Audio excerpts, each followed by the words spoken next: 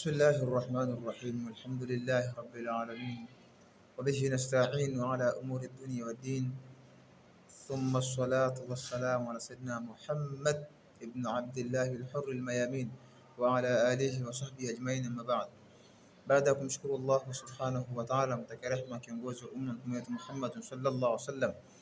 Ndugu zangu wa Kiislamu, niusie pamoja na kuhusia nafsi yangu katika masuala mazima ya kumcha Allah subhanahu wa ta'ala, kwa sababu hakuna mwanadamu aliyekuwa bora ulimwenguni na kesho akhera isipokuwa mbora wa wanadamu yule mwenye kumcha Allah subhanahu wa ta'ala. Ndugu yenu katika iman, al-akhi al-fadil wal ustadh al-kamil Maalim bin Abdullah ibn Ali Mwale, jia nasaha fupi kwa ninyi ndugu zangu wa Kiislamu.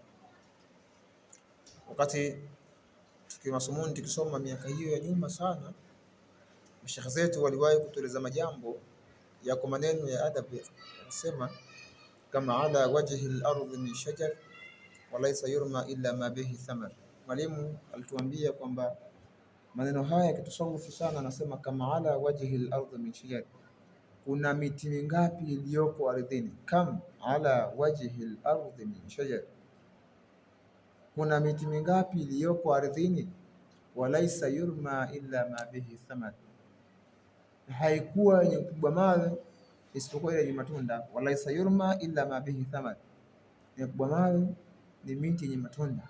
Kwa hiyo makusudio yangu ni kwamba ndugu zangu wa Kiislamu, mnayoyafanya katika ulimwengu huu ambayo yanamridhisha Mwenyezi Mungu Subhanahu wa Ta'ala, ambayo ya kheri, huenda wakawa watu wengi wanakupinga leo yafanya wewe, lakini wanapinga kwa sababu tu ni kwamba chuki zao binafsi walizokuwa nazo, au roho mbaya walizokuwa nazo, mioyo yao ilivyojaa kutu. Lakini kwa sababu unayafanya na Mwenyezi Mungu ameyapenda yale unayofanya, lakini hakadha ni wasila.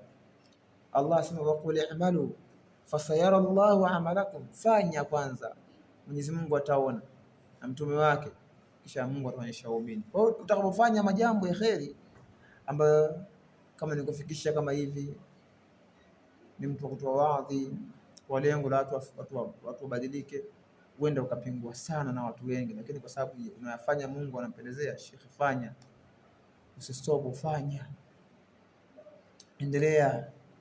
Na hekima anasema kama ala wajhi al-ardh min shajar wa laysa yurma illa ma bihi thamar. Leo ulimwengu umebadilika sana, ulimwengu au da'wa imehamia kwenye mitandao, social media.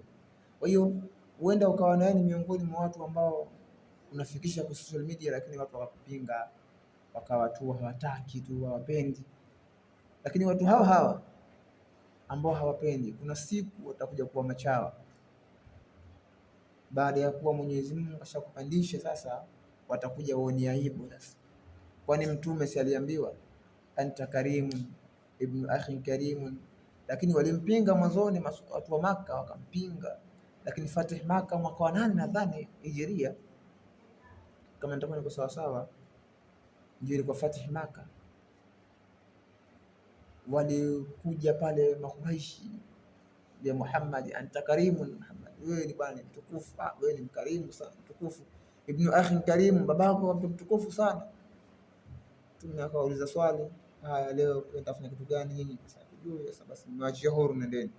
Kwa hiyo kwenye kufikisha huku kwenye social media kwa kawaida na nini na nini, ukiwa unafanya masuala ya khair utapingwa na watu wengi, lakini fikisha, kwa sababu ndio Mwenyezi Mungu Subhanahu wa Ta'ala ameamuru tuwafikishe, waambizane ukweli kwenye Uislamu, mwisho wa siku Uislamu uende mbele. Kwa hiyo insha Allah, sabra, as-sabr huwa al-ibada. Mashekhe, walimu, wanasihi, walimu, mashekhe na maustadhi, viongozi wa dini, muwe na sabra. Sabra ndio kila kitu. Sisi katika mashekhe ni katika wanafunzi ambao tunajifunza.